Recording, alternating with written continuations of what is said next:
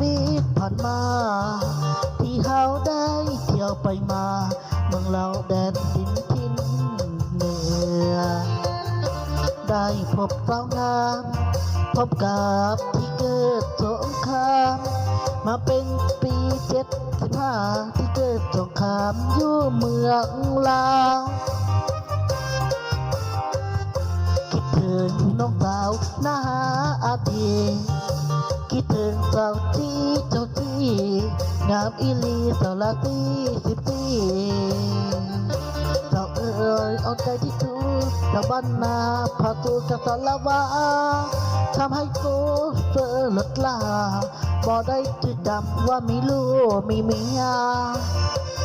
เวลาที่สำคัญคิดถึงเที่ยวดีเพียงอย่างตอนนั้นสองเขาได้ลงมาลิ้นเต่างามบ้านกิ้วต่างวันมีเธอกับฉันได้พากันออกไปเก็บผ้าตอนนั้นมันที่สุดยังคิดถึงอยู่สาวกิ้วต่างวันสาวงามเมืองหุ่นจะใจที่สุดเดี๋ยวนี้พวกน้องยังอยู่เป็นแกงแล้วเป็นพวกคืนตอนนั้นไอ้ได้พาออกไปกินเบียร์เดี๋ยวนี้ยัดน้องมีผัวแล้วน้องแก้วลืมอายนี่แหละ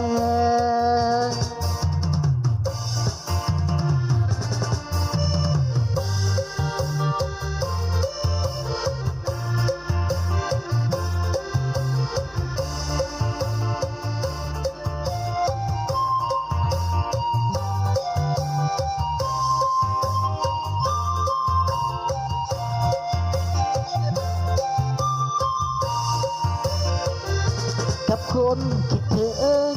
สงครามโลกที่เกิดไปยาสงครามนั้นบ่ธรรมดาสุดยอดแล้วสุดที่เที่ยวดีไว้วินได้ลงเครื่องบินภูไข่น้ำปุ๋ยต้องเฮาห่วมถูกโจมตีจนได้เศร้าดีที่บ้านน้ำปุ๋ย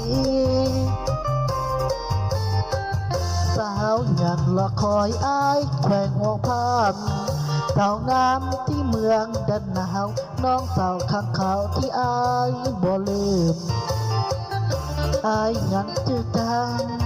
สาวงามที่บ้านแทนรอสมวิวที่อ้ายเคยกอดอ้ายเคยยอกน้องแบกหวานหวานกาบขึ้นคิดถึงสาวแขวงเสียงควงคิดถึงน้องสาวละห่วงเป็นห่วงน้องสาวเมืองคนสาวมงท่าทมงามติดใจอีลีจากนี้อายขอจะจำจะบ่ลืมลาสาวบ้านพลเจริญ